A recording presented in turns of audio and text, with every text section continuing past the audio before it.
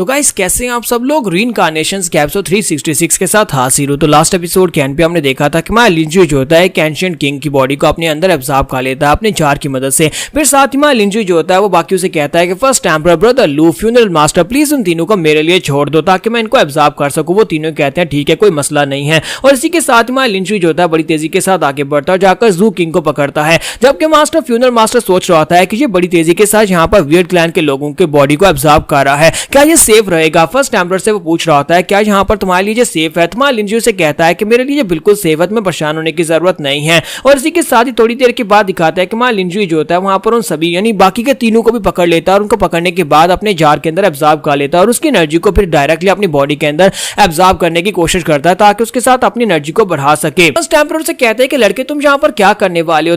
हमारा लिंजू से कहता है कि मैं यहाँ पर अपने इनर वर्ल्ड को इन चारों एंशिएंट वियर्ड किंग्स की बॉडी के साथ मर्ज करने वाला हूं। मैंने इनकी बैटल बॉडीज को कंप्लीटली एब्जॉर्ब कर लिया। अगर मैं यहाँ पर इनको और ज्यादा एब्जॉर्ब करता हूँ, इनको फ्यूज कर लेता हूँ तो फिर मेरी कल्टीवेशन लेवल जो है बढ़ जाएगी। तो फर्स्ट एम्परर से कहते हैं लेकिन ये मेथड तो ये वियर्ड क्लैन की कल्टीवेशन मेथड है, तुम्हारे पास ये कहां से आया। तुम्हारे लिंजू से कहता है कि यही तो वजह थी कि हमारे फर्स्ट एंसेस्टर लिनजान जो थे वो यहाँ पर इस फाइट को जीत नहीं पाए थे क्योंकि उन्होंने सिर्फ और सिर्फ अपनी कल्टीवेशन मेथड्स को मास्टर किया हुआ था। लेकिन उसके बाद आज लाखों साल गुजरने के बाद उन्होंने मुझे वियर्ड क्लैन के अंदर इसलिए भेजा था ताकि मैं वहां पर से जाकर उनकी कल्टीवेशन मेथड्स को ले सकूं। अब जबकि मेरे पास ये जार भी और साथ उनके कल्टीवेशन मेथड्स है तो फिर इसका मतलब यह है कि मैं एक आम सुप्रीम से बहुत ज्यादा पावरफुल सुप्रीम लेवल पे ब्रेक थ्रू करने वाला हूं। और उसके बाद जब मेरी पावर लेवल्स इंक्रीज हो जाएंगी तो मैं यहां पर उनके वियर्ड एम्परर को भी हरा पाऊंगा। और इसी के साथ ही लिंजू जो होता है वहां पर बैठकर कल्टीवेट करना स्टार्ट कर देता है। फ्यूनरल मास्टर से कहता है कि मुझे लगता है कि तुम्हें ये काम अभी फिलहाल के लिए नहीं करना चाहिए क्योंकि बहुत ही जल्दी से यहाँ पर वियर्ड किंग्स दोबारा अपीयर हो जाएंगे क्योंकि अभी भी बहुत ही पावरफुल वियर्ड किंग और साथ उनका वियर्ड एम्परर जो है वो रिबॉर्न हो चुका है तो किसी वक्त भी वो अटैक करने के लिए आ सकते हैं। तुम्हारा लिंजू कहता है कि परेशान होने की जरूरत नहीं है, मैं जल्दी से जल्दी इसको ब्रेक थ्रू कंप्लीट कर लूंगा।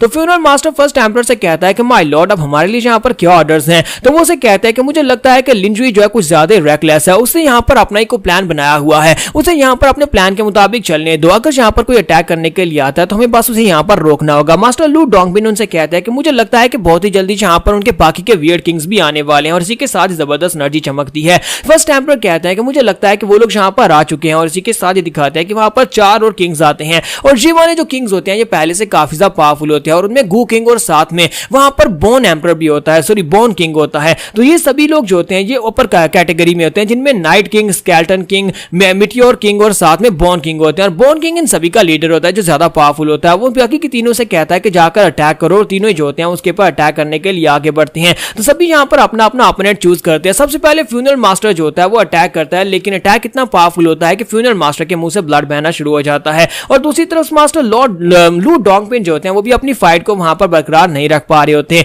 तो वो वहां पर अपने ओपोनेंट से फाइट नहीं कर पा रहे होते। तीसरी तरफ फर्स्ट एम्परर जो होते हैं वो स्केलेटन किंग को वहां पर ब्लॉक करने की कोशिश कर रहे होते हैं। तो स्केलेटन किंग उसे कहता है कि मुझे नहीं लगता कि तुम में से कोई भी यहाँ पर इस लायक है कि यहाँ पर हमारे बॉस बोन किंग को हरा सके या उसे रोक सके। बोन किंग यहाँ पर लिंजुई को जाकर मार डालेंगे। तो बोन किंग जो होता है वो हमारे लिंजुई की तरफ आगे बढ़ रहा था। जैसे वो उसके करीब पहुंचता है ताकि जाकर लिंजुई को डिस्टर्ब करे और उसकी कल्टीवेशन में भंग डाले। इसी के साथ ही वहां पर हमें दिखाते हैं यहाँ पर एक फॉक्स अपीयर होती है जो कि बाई जावली होती है। तो बाई जावली वहां पर काफी अरसे के बाद दोबारा एंट्री मारी है तो वहां पर बीच में आ जाती है। जैसे वहां पर बीच में आकर उसके ऊपर अटैक करती है तो बोन किंग जल्दी से जंप करते पीछे की तरफ फटता है और साथ ही अपने बाले के साथ फिर उसके ऊपर अटैक करता है। जब उसके ऊपर अटैक करता है तो बाई जावली बड़ी आसानी के साथ उसके अटैक को ब्लॉक कर लेती है और इस बात से वो काफी ज्यादा हैरान होता है। जबकि इसी के साथ ही वहां पर बाकी के एंशिएंट किंग्स जो होते हैं यानी डीमन किंग्स जो होते हैं वो लोग भी अपीयर हो जाते हैं। ये सारे के सारे वही एंशिएंट डीमन किंग्स हैं जिन लोगों को हमारे लिंजुई ने आजाद करवाया था, जिनकी सील्स को अनलॉक करवाया था। तो ये सभी लोग कहते हैं कि देखो तो जरा यहाँ पर लिंजुई ने कितनी मुश्किल क्रिएट कर रखी है। इसके साथ ही दिखाते हैं कि मां लिंजू भी वहां पर पहुंच जाता है। तो जैसे वहां पर पहुंचता है तो बोन किंग कहता है कि यहाँ पर हो क्या रहा है, ये सभी लोग कहां पर से आ रहे हैं, ये सभी के सभी लोग काफी ज्यादा पावरफुल है और ऊपर से इनके कल्टीवेशन लेवल्स भी अजीब हैं। जबकि मां लिंजुई का छोटा भाई लिनजान भी वहां पर पहुंच जाता है और इसके साथ वाले लड़के को मैं बिल्कुल भी नहीं पहचान रहा ये कौन है। और ये सभी लोग जो होते हैं अटैक करने के लिए आगे बढ़ते हैं। वो तीनों एक साथ मिलकर बोन किंग के ऊपर अटैक करने के लिए आगे बढ़ते हैं। सबसे पहले लिंजू जो होता है अपनी डार्क एनर्जी को रिलीज करते हुए उसके ऊपर अटैक करता है। तो वो कहता है कि ये क्या, ये तुम्हारे वियर्ड क्लैन की टेक्निक है।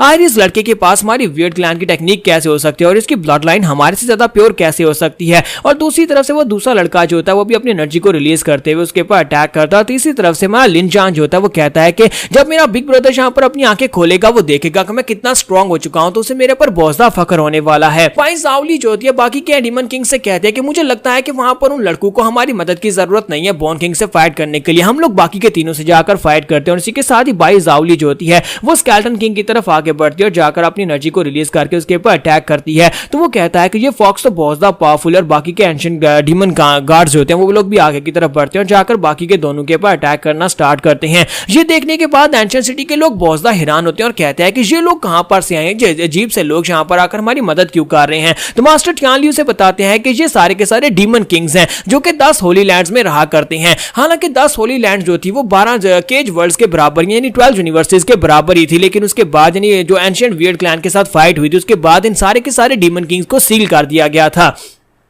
मुझे लगता है कि लिन जुई ने फाइनली जहां पर इन सभी को आजाद करवाया और जिसके बाद अपनी एनर्जी को रिकवर करके ये लोग यहां पर हमारा फाइट में साथ देने के लिए आए हैं। और इसी के साथ ही एक पोर्टल अपीयर होता है और उसके अंदर से एक बड़ी सी शिप निकलती है और उस शिप के ऊपर हमारे लिन जुई के अपने क्लैन के लोग होते हैं। ये सारे के सारे क्लैन के लोगों को तो आप लोग अच्छी तरह से जानते ही होंगे क्योंकि शुरुआत से हमारे लिन जुई के साथ ही हैं। मिस सू कहती है क्या ये वाकई में वही दुनिया है जिसके बारे में हमारे लिन जुई ने बताया था कि हमारी राम के बाहर भी यहाँ पर एक दुनिया है और इसी के साथ ही उसकी प्रिंसेस और साथ में सेंटेस भी वहीं पर होती हैं। तो जीजी कहती है यहाँ पर दूसरी तरफ से जो पावरफुल किंग्स हैं वो तो बहुत ज्यादा पावरफुल है, जहां तक कि हमारे डीमन किंग्स में से 2-2 3-3 इकट्ठे होकर जहां पर उनके ऊपर अटैक कर रहे हैं। और उसकी वाइफ जो होती है वो किंग चलाकर उसे कहती है कि लिन जुई प्लीज यहाँ पर अपना ध्यान रखो। तो लिन जुई जो होता है अभी वहां पर अपनी कल्टीवेशन मुद्रा में होता है, वहां पर अभी तक हिला नहीं होता और दूसरी तरफ से उसके लोग जो होते हैं वहां पर उनके ऊपर अटैक कर रहे होते हैं उन एंशिएंट किंग्स के ऊपर। यहीं पर मास्टर लू डोंगपिन को दिखाते हैं कि जब फॉक्स वहां पर एक किंग के ऊपर अटैक करती है तो अपनी तलवार के साथ उसके ऊपर अटैक करके उसको मार डालते हैं। और दूसरी तरफ से फर्स्ट एम्परर को दिखाता है कि वो भी स्केलेटन किंग के ऊपर अटैक करते हैं। तो यहाँ पर ये लोग अपनी फाइट को जीत रहे होते हैं। फर्स्ट एम्परर कहते हैं कि मैंने ये तो बिल्कुल भी नहीं सोचा था कि केज वर्ल्ड यानी कि 12 यूनिवर्सिटीज के लोग इतने पावरफुल हो सकते हैं। साथ ही वो बॉन किंग की तरफ देखते हैं जहां पर लिनजू और लिनजान होते हैं, वो लोग बड़ी आसानी के साथ उसको बड़ी बुरी तरह से पीट रहे होते हैं। तो ये देखकर वो कहते हैं कि लगता है कि बॉन किंग को भी यहाँ पर काफी ज्यादा हार्ड टाइम मिल रहा है, मुझे नहीं लगता कि वो यहाँ पर से जिंदा बच पाएगा क्योंकि ये सभी लोग काफी ज्यादा पावरफुल हैं। तो मास्टर लू डोंगपिन जो होते हैं फर्स्ट एम्परर से कहता है कि फर्स्ट एम्परर आपको क्या लगता है कि लिनजुई यहाँ पर ब्रेक थ्रू कर पाएगा। तो वो उसे कहते हैं कि उसे ब्रेक थ्रू तो करना चाहिए क्योंकि यहाँ पर मास्टर लिनजान यानी फर्स्ट एंसेस्टर ने यहाँ पर उसके लिए जो कुछ फॉर्चून छोड़ी थी वो सारी की सारी उसको मिल चुकी है। अगर उसके बावजूद वो लेजेंडरी राम में ब्रेक थ्रू नहीं कर पाता तो फिर हमारे जीतने के चांसेस कम हो जाएंगे। और फ्यूनरल मास्टर भी उसे कहता है कि हाँ मुझे भी ऐसा ही लगता है क्योंकि हम लोगों ने यहाँ पर एंशिएंट वियर्ड क्लैन के किंग्स को तो हरा दिया लेकिन अभी भी यहाँ पर वियर्ड एम्परर जो है वो जिंदा है। वियर्ड एम्परर के यहाँ पर आने के बाद अगर लिनजुई तब तक तैयार नहीं हुआ तो फिर हम सभी लोग यहाँ पर मरने वाले हैं। यहाँ पर एपिसोड 366 का एंड हो जाता है। तो नेक्स्ट एपिसोड में देखेंगे क्या वियर्ड एम्परर वाकई में बहुत ज्यादा पावरफुल है और जो वियर्ड एम्परर है कौन जिससे ये सभी लोग इतने ज्यादा डर रहे हैं। तो एपिसोड की एक्सप्लेनेशन अच्छी लगी हो तो कमेंट करके जरूर बताइएगा और वीडियो को लाइक करना मत भूलिएगा। Thank you.